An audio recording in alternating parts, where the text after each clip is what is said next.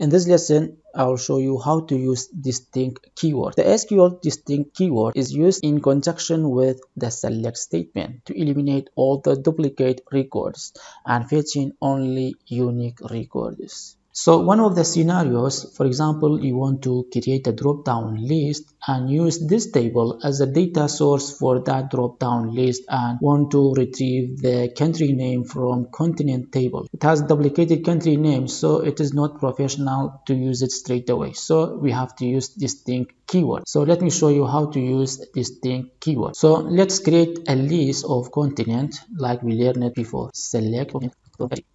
Let's run this. As you see, we have many duplicates value in the list of continents. So here we will use the distinct keyword to eliminate all the duplicates value. So I will use and then run the query again. You see we have a clean list with unique values only. So this is how to use distinct keyword with conjunction with the select statement.